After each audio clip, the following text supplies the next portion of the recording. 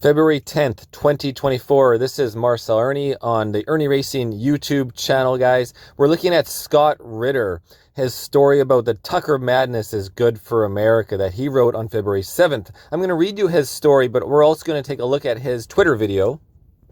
Here is @RealScottRitter, and make sure everybody follow this guy. He is a former UN weapons inspector, former USMC intelligence officer. He is an author, analyst. And then you follow his Substack, ScottRitterExtra.com. Well, the interview heard around the world is over. Tucker Carlson has sat down with Russian President Vladimir Putin, and for over 2 hours, they conducted a much anticipated interview that probably didn't go the way that anybody envisioned it to go. Let's first of all give credit where credit is due. This interview would not have occurred if it weren't for Tucker Carlson, for his brand, for his persistence, and frankly speaking, for his professionalism.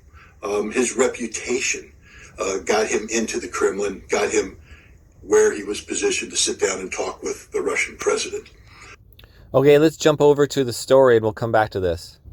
All right, we're on Scott Ritter Extra's Substack. So the former Fox News talk show host turned independent media phenomenon Tucker Carlson is in Moscow, where he has committed the mortal sin of interviewing Russian President Vladimir Putin. The interview is scheduled to air at 6 p.m. Eastern Time on Thursday, February 8th. Let there be no doubt, Tucker Carlson has pulled off one of the most memorable journalistic accomplishments in modern history. And when the interview does air, it will literally and figuratively break the internet.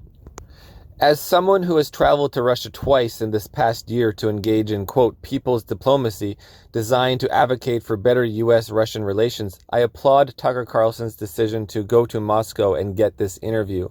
The American people have been infected with a virulent case of Russophobia transmitted to them via a political and economic elite who have built a model of American relevance predicated on the need for an enemy capable of sustaining a military, industrial, and congressional complex by justifying an expansive budget that leaves America weaker and shareholders wealthier.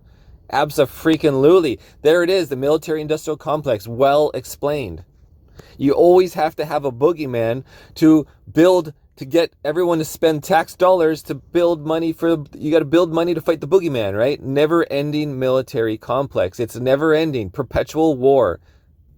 Continuing, rampant Russophobia threatens American security by creating a false sense of danger around which policies that could lead to a military confrontation with Russia and nuclear war are formulated and implemented. If the American people are to have any hope of surviving the next decade, then an antidote to the disease of Russophobia must be administered. This antidote is not difficult to acquire. It consists of fact-based truth grounded in a realistic understanding of the world we live in, inclusive of a sovereign Russia. The real issue is administrating this antidote because the traditional vectors for the dissemination of information in America, the so-called mainstream media, have long since been corrupted by the very political and economic elites who are promoting Russophobia to begin with.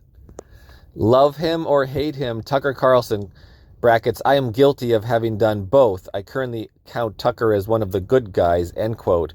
He represents a massive media presence that operates outside the span of control of the informational elite in America, a social media-based president which, given its association with Elon Musk's free speech platform X, the former Twitter, cannot be shut down or silenced. Quantifying the Tucker Carlson factor is a challenge. So back in 2023 of August, Tucker interviewed former President Donald Trump. The interview was streamed at the same time as a primetime Republican Party presidential debate that Trump had boycotted. Fox News, which broadcast the debate, attracted some 12.8 million viewers during the 2-hour broadcast. Donald Trump later posted on X that the interview had received 236 million views a day after it was streamed, but that number reflects what X calls impressions, not actual views. That number was just shy of 15 million, not as impressive, but still beating out the Fox debate. And to interject, we'll have to check out what the interview on Tucker has done now. What is it, 2 days after the release of it? Let's go take a look right now what it's doing. Okay, right away under trending, number 1 is the Happy Lunar New Year's for Chinese New Year's. Number 2, because there's that's a lot of people, right, in China. Number 2 is Putin, 1.5 million posts. And what we're going to find interesting is what is the top of the list. Obviously, you could follow the president of Russia, but here's one of my favorite politicians, Maxime Bernier. I have said it multiple times in the past 2 years, and Putin confirms it in his interview with Tucker. The West's sanctions against Russia were a major geopolitical and financial blunder. We shot ourselves in the foot. We pushed the Russians in the arms of the Chinese. We gave a new impetus to the BRICS. We encouraged them to de-dollarize and create a parallel trade and financial system. And we pushed dozens of emergent countries to side with them. It's the West that's becoming isolated in the world today, not Russia. Meanwhile, the U.S. is going bankrupt, and its military empire will collapse with its financial might. The West must give up its arrogance and find a new, more realistic role that ensures peaceful coexistence in a multipolar world. The Americans are and always will be our neighbors and closest friends and allies, but we don't have to follow them in their delusional power trips and foreign military adventures, which make things worse and where they keep being defeated in the end. We should never have taken part in the war in Ukraine, but rather called for a ceasefire and peace negotiations. Corrupt politicians in Washington and Ottawa are more of a threat to our security, prosperity, and freedoms than Putin. Let's hope that Trump comes back to the White House this fall and that he quickly strikes a deal with Putin to end this pointless war that has killed a generation of young Ukrainian men. It is about the emission. Как только политическое руководство приняло решение использовать доллар в качестве инструмента политической борьбы. Nevertheless, it is the main weapon used by the United States to preserve its power across the world. As soon as the political leadership decided to use the US dollar as a tool of political struggle, a blow was dealt to this American power. I would not like to use any strong language, but it is a stupid thing to do and a grave mistake. Sorry I'm jumping around, guys. I'm easily distracted, but this is too funny. Let me answer the first question first. If Russia invades, that means tanks or troops crossing the border of Ukraine again. Then there will be no longer a Nord Stream 2. We will bring an end to it. But how will you do that exactly? Since the project in control, We'll just blow it up. of the project is within Germany's control. We will. I promise you, we'll be able to do it.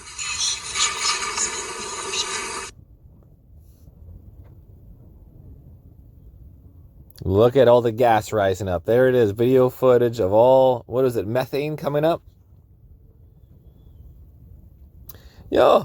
Oh, we didn't blow it up. Russia did it. They blew up their own pipeline. And there's the Nord Stream 1 that just won't be, or Nord Stream, the next, whatever it's called, they won't open up. There's another pipeline ready to Vi kan i go. hvert fald ikke udelukke det. Det er for tidligt at konkludere endnu, men det er en ekstraordinær situation. Det er en usædvanlig situation, og der er tale om 3 læk, endda med noget afstand imellem sig. Og derfor er det svært at forestille sig, at det skulle være tilfældigt, det der foregår. Men Oh, now we're really sidetracking. And here is one of the most disappointing. The Terminator. The Terminator is pro-war, pro-propaganda. Arnold Schwarzenegger, man, that really sucks that you're such an idiot, or you know what's going on, and then you're pushing the Hollywood elites dystopia. Yeah. A friend of mine invited me to come to Vienna and to watch the World Weightlifting Championships. It turned out to be anything but an interview. Putin droned on for 2 hours and 7 minutes, while Tucker sat there like an eager puppy. Occasionally, but rarely, he got in a question, like this one about the power of the deep state in Washington. It sounds like you're describing a system that's not run by the people who are elected, in your telling. That's right. That's right. But more telling than what Tucker asked is what he didn't ask. Nothing about why Putin invaded a sovereign country. Nothing about targeting civilians. Nothing about Russian war crimes. A reporter can ask Putin a tough question if he wants a real interview. Why is it that so many of the people that oppose Vladimir Putin end up dead or close to it? But apparently, that's not why Tucker went to Moscow. During the Cold War, gullible Westerners who spread Soviet propaganda were dismissed as useful idiots. But calling Tucker that is unfair to useful idiots. No, he's made a cynical decision to chase MAGA's affection for dictators. And what better way to cash in than Putin's Kremlin? Oh, wow, guys. Thanks for sharing that, Benny Johnson. Oh, man. Who is this guy? The Chris Wallace Show. What a military-industrial complex tool. Shame on Chris Wallace for lying out of his fucking teeth. I mean, this clearly... Here we have, did the Tucker Carlson and Vladimir Putin interview make a difference? Protesters in Kyiv have gathered in Independence Square calling for the resignation of President Zelensky. ZU, get out. Zelensky, get out.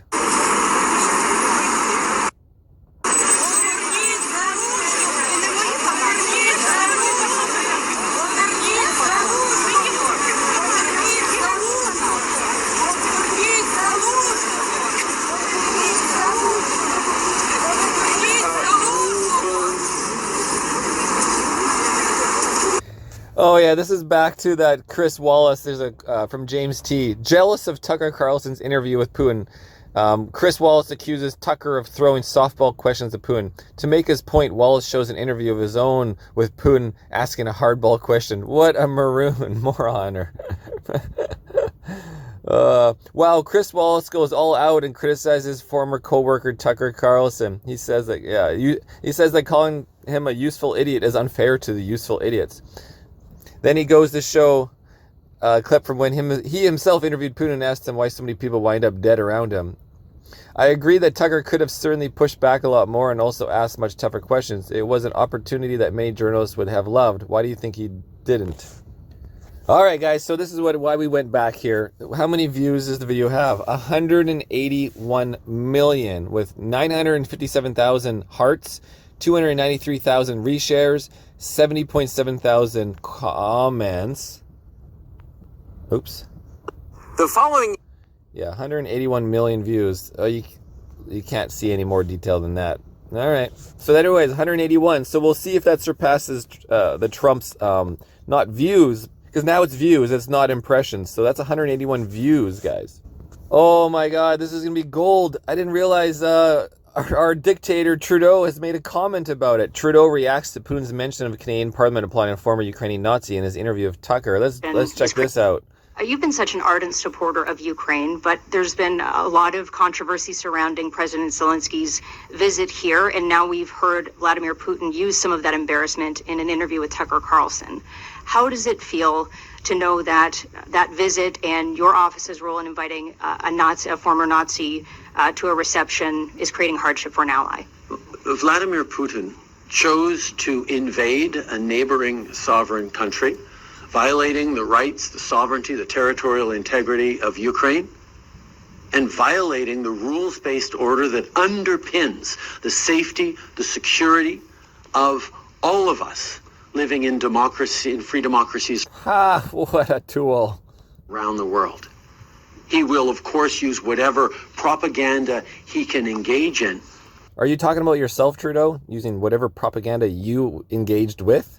But I can tell you, Canadians will not be fooled. Canada stands... He's doing his own speech. Canada stands with Ukraine. He's not answering the question about why did you applaud a freaking Nazi in your parliament, you piece of shit. You personally invited your fucking house. With Ukraine, not just because we are friends to Ukraine, but because Because I have roots in Ukrainian Nazism just like my Freeland does. Because I'm a Nazi. I'm Nazi Trudeau. Rules-based order and the system of laws and the UN Charter protect all of us, not just Ukrainians. So we will continue to be there. We will continue to applaud Nazis in the House of Parliament. I'll do it again. With Ukraine for as much as it takes, for as long as it takes. Unfortunately, we see the lengths to which Russian propaganda will go to try and impact public opinion, to try and twist things the way we want to. Oh, there you go, Trudeau talking about himself. Unfreaking believable. I just can't stand. You've been such an ardent supporter. Just can't stand this guy. Like, so many Canadians and everyone around the world just makes your like face boil. Okay, before we get back to Scott Ritter, we're doing that next, I swear. Here's just a simple synopsis of the interview. After watching the Tucker Carlson interview, here are some things I learned and or confirmed. Putin is a smart man. Zelensky is a puppet for NATO in the West. Putin is aware of what's happening in the Western countries. Trudeau embarrassed Canada when his government invited a Nazi SS soldier into Parliament and applauded them. I added that myself. The Ukraine-Russia war will end once Trump is elected again as the American president. Biden is not in control of decisions from the White House. Political leaders can answer direct questions without reading off of notes. Yeah. All right, back to Scott. Let's just check a little more of his interview after the fact. He was positioned to sit down and talk with the Russian president. We should also give credit to the Russian president for being willing to sit down and engage in this dialogue. Was it everything it could have been? No. I mean, Tucker Carlson is an interviewer. He's not a Russian expert. He's not a Russian historian. He's not somebody who's versed in the complexities of Russian life. Vladimir Putin is a Russian president. He is a man who knows Russian history. He knows the Russian soul. And if you listen to this interview, you would know that this was very much a tour de force where the Russian president was introducing an American audience to the nuances of Russian history and to the complexities of the Russian soul. And if you don't understand Russian history and you don't understand the Russian soul, then you're basically on a journey without a map. All right, we're back on his Substack, Scott Ritter's Substack. Let's be clear, major networks would kill to have 15 million viewers. The final episode of the HBO hit series Game of Thrones brought in 13.8 million viewers, the most in that network's history. Wow, that really gives you comparison. Now we got Tucker Carlson's interview with Putin going to be like 150 to 200 million views. I guess what views versus viewers, it's hard to quantify that. But anyways, doesn't matter. It's massive difference. Like that's how much money was put into the Game of Thrones versus how much money was put into that interview, but how important it is. There are outliers. The 1983 final episode of MASH attracted 136 million viewers, and the 2023 Super Bowl drew over 115 million. But for Tucker Carlson to bring in 15 million viewers for an independent social media event was unprecedented. And now, guys, in comparison, 150, he surpassed the Super Bowl. And while impressions aren't views per se, they cannot be discounted. 236 million impressions means Tucker was moving the needle somewhere. And when it comes to delivering an antidote to Russophobia, these impressions matter as much as the actual views. Let there be no doubt the Tucker Carlson interview of Putin will attract huge numbers of viewers, most likely shattering records for a streaming event on X. But we are all at the stage where the actual content of the interview doesn't matter. The mere fact that this interview has taken place has set the information world on fire. The amount of support Tucker Carlson has received is impressive, a clear indication of the power of alternative media. But the real tell is in the extreme vitriol of the idea this interview has produced among the ranks of the political and media elite in the United States and Europe. It seems that every major personality in the mainstream media has weighed in on the issue, universally condemning Tucker for daring to operate outside his, quote, lane. No, it seems the right to interview Putin apparently resides only with the chosen few, those self-anointed gatekeepers through which all information suitable for public consumption must pass. Tucker also has been vilified by a class of political elites who have, together with their like-minded accomplices in the mainstream media, been responsible for infecting the minds of average Americans with Russophobia-laced nonsense. For Tucker's sin, these elites have called for his excommunication, his passport seized, travel bans, and even criminal prosecution. These American elites have gone insane. Their arrogance in assuming that they represent some sort of moral and ethical police force imbued with extra constitutional powers designed to punish free speech when the content is no longer convenient to the official narrative, is matched only by their collective ignorance of the Constitution when it comes to free speech. Their actions are the living embodiment of un-American activities, an irony that seems to escape them as they attack Tucker Carlson's patriotism for having the audacity to give a platform to perhaps the most important voice about the most critical issue of our time. Then you're basically on a journey without a map. And I think that's the value of this interview, because Tucker Carlson doesn't have a map. Tucker Carlson, though, had the courage to set forth on the journey. And in a conversation with the Russian president that was maybe less a dialogue and more of a monologue, the Russian president helped create a map that guided not only Tucker Carlson, but every American viewer through the complexities of what makes Russia tick. And you have to understand this if you're to understand the issues that confront Russia and the West today. Let's be clear. Russian President Vladimir Putin didn't provide any groundbreaking information. Almost everything he said has already been said before in one way or another. But what he did do is provide this information in a context that was approachable by an American audience. And this is the value of this interview. This really isn't about the content, although there is some interesting information that came out. This is about the process. Tucker Carlson opened a door into modern day Russia, opened a door into the personality of Vladimir Putin, opened a door into the history of Russia, opened a door into the Russian soul.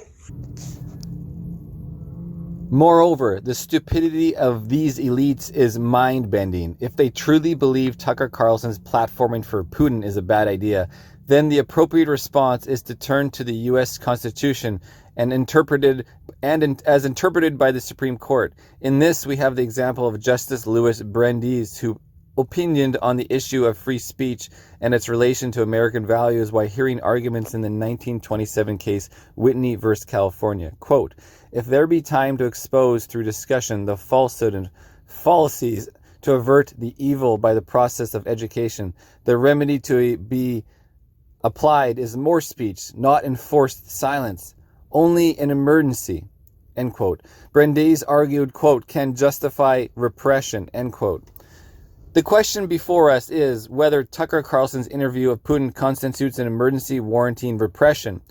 Brandeis, the judge, provides guidance in answering this question by referring to the founding fathers of the United States of America. Quote, "They, the founding fathers, believed that freedom to think as you will and to speak as you think are means indispensable to the discovery and spread of political truth. That without free speech and assembly, discussion would be futile. That with them, discussion affords ordinary, adequate protection against the dissemination of noxious doctrine. That the greatest menace to freedom is an inert people. Believing in the power of reason as applied through public discussion, the eschewed silence coerced by law, the argument of force in its worst form." End quote. Wow, that was really tough for me to get through that one section. Tucker Carlson's distractors do not seek to engage him in a battle of ideas, the kind of discussion based upon the power of reason embraced by the founding fathers. If they choose this path, they would be engaging in activities that represented the quintessential value of American free speech. As Brandeis noted, quote, "We have nothing to fear from the demoralizing reasonings of some if others are left to demonstrate their errors, and especially when the law stands ready to punish the first criminal act produced by the false reasonings. These are safer corrections than the conscience of the judge." End quote. And there is a painting of Supreme Court Justice Louis Brandeis. Opened a door into the Russian soul.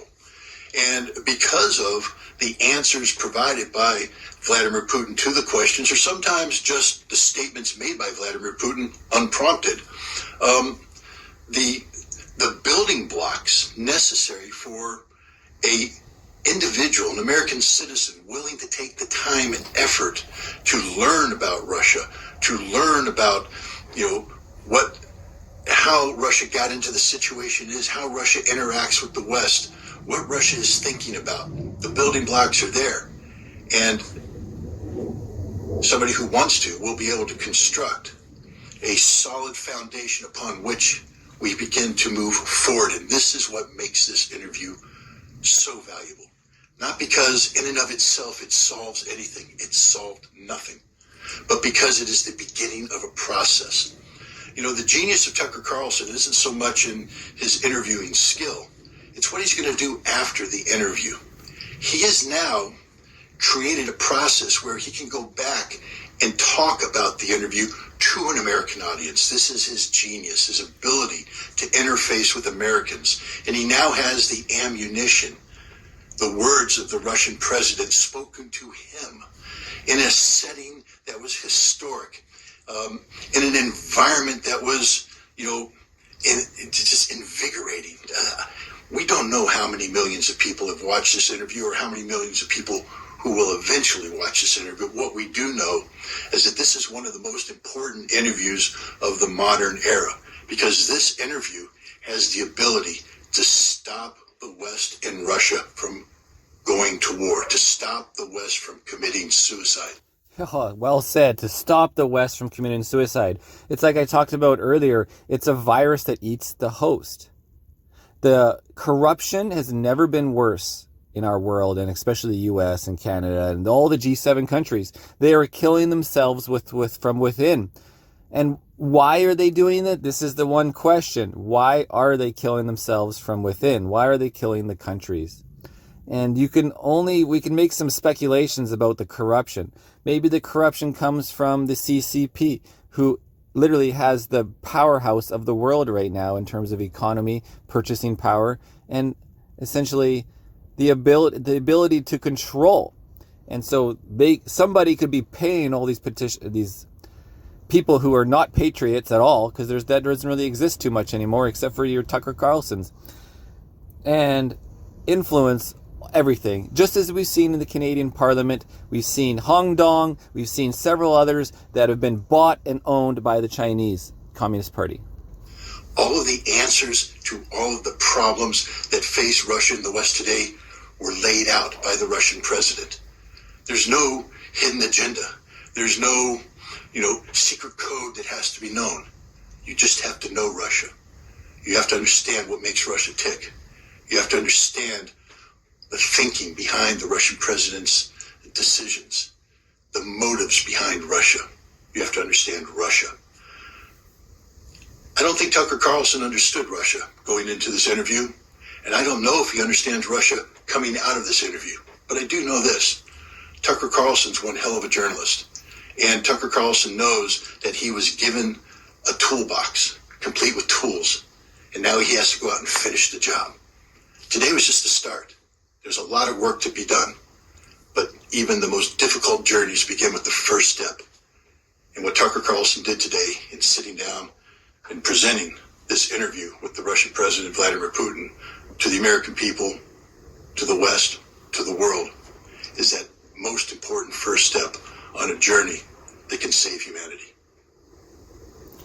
Well said, well said. Again, to remind everybody, the military-industrial complex is a $15 trillion business annually. There is nothing that compares. The pharmaceutical industry does not compare at all. The pharmaceutical industry is in the billions, maybe all put together 1 trillion. We're talking about 15 times the entire pharmaceutical, the medical, and the devices industry, which ran COVIDism, we could have seen from a perspective. But really, it's the military-industrial complex that ran the COVIDism. This is Marcel Irnie reporting. Thank you, Scott Ritter, for explaining it and your words of wisdom. This is a smart man, guys. Everyone should pay attention to him. All right, over and out.